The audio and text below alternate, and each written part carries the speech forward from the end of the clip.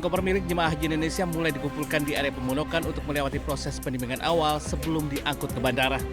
Prosedur ketat langsung diterapkan oleh petugas keamanan penerbangan di lokasi. Petugas mengizinkan penggunaan lakban secara wajar bagi koper yang rusak namun melarang keras penggunaan tali rafia. Tali temali yang melilit koper tersebut terpaksa digunting dan diputus oleh petugas karena akan menghambat proses pemeriksaan sinar X di bandara. Koper yang telah lulus inspeksi fisik kemudian ditimbang kembali untuk memastikan beratnya tidak melebihi batas 32 kg. Dari Mekah, Arab Saudi, Ika Kusuma, MCH 2026 melaporkan.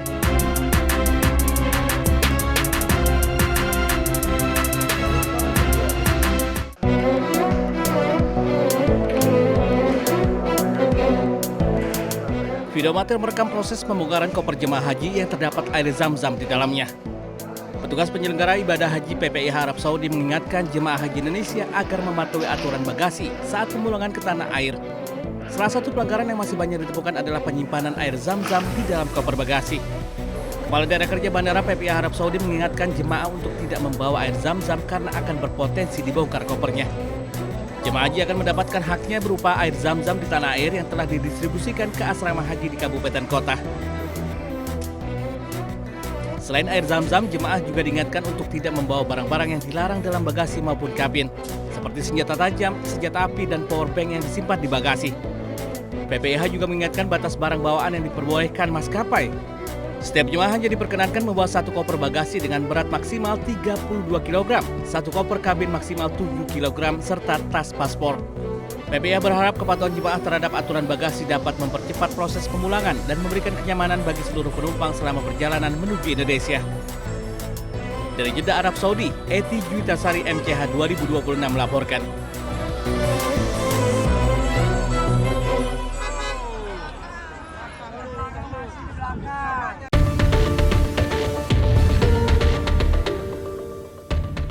Gerakan Perlawanan Libanon Hizbullah mengumumkan serangkaian operasi militer yang menargetkan pasukan Israel, infrastruktur militer, dan permukiman di Palestina Utara yang diduduki. Pasukan pendudukan Israel tetap tidak mampu mengkonsolidasikan kemenangan meskipun telah berbulan-bulan berperang di Lebanon Selatan. Menurut pernyataan yang dikeluarkan Hizbullah, para pejuang mereka melakukan serangan terhadap konsentrasi pasukan Israel, kendaraan militer, dan pusat komando. Hizbullah juga melancarkan serangan roket dan operasi drone yang menargetkan permukiman dan situs militer di seluruh Palestina Utara yang diduduki. Hizbullah mengatakan para pejuangnya menyergap pasukan Israel yang mencoba maju menuju pinggiran kota Dabin pada Sabtu pagi. Kemudian pada Sabtu malam, Hizbullah menargetkan konsentrasi tentara dan kendaraan militer Israel di daerah Dabin dengan tembakan artileri dan serangan roket. Serangan tersebut merusak 2 tank Merkava dan memaksa pasukan yang menjadi sasaran untuk mundur.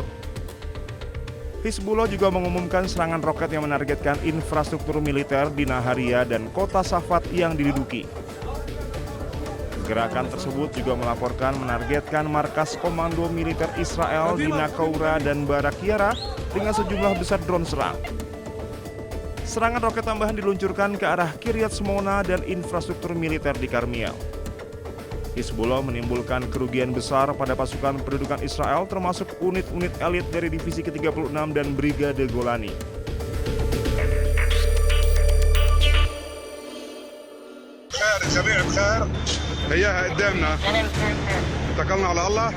Militer Israel melancarkan gelombang serangan udara besar-besaran dan meluluhlantahkan kota Tyre, Lebanon Selatan.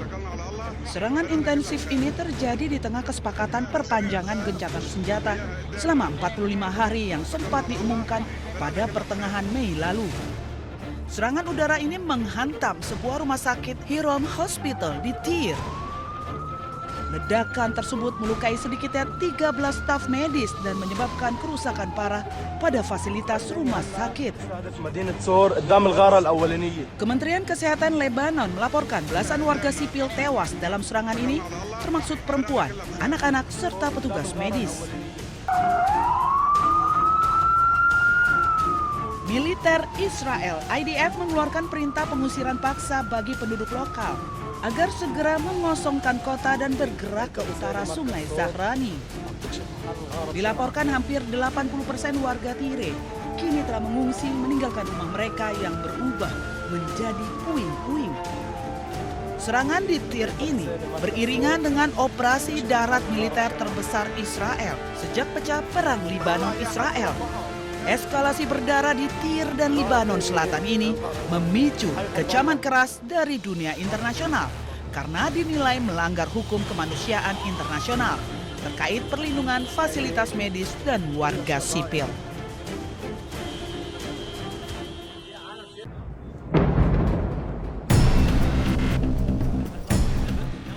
Kota Nabatia, Lebanon kembali dibombardir Israel.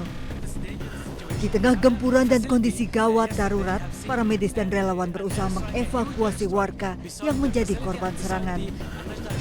Di bawah tekanan dan ketakutan akan serangan terhadap para medis, mereka melakukan upaya penyelamatan namun juga harus menghadapi ancaman keselamatan terhadap nyawa mereka. Para medis di Lebanon berulang kali menjadi target serangan Israel saat melakukan upaya penyelamatan. Rumah sakit yang beroperasi di Nabatia hanya tersisa sedikit juga menjadi target serangan.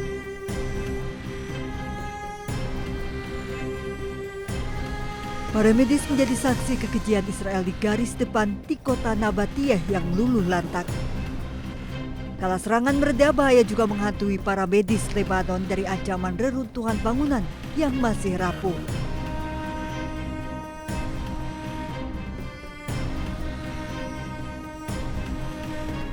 Pasca serangan Israel ke Nabatia, evakuasi korban luka dan meninggal menuju ke fasilitas medis juga menghadapi ancaman serangan Israel yang kerap menargetkan mobil ambulans.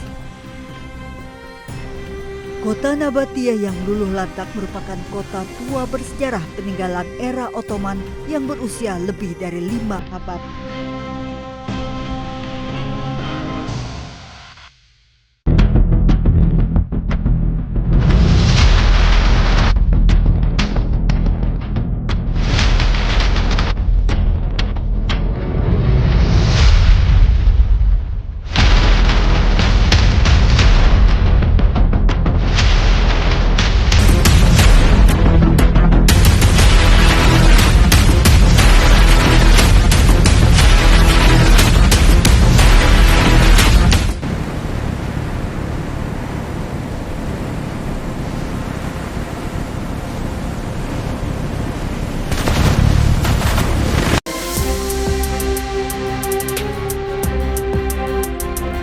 Ratusan koper milik jemaah haji Indonesia mulai dikumpulkan di area pemondokan untuk melewati proses penimbangan awal sebelum diangkut ke bandara.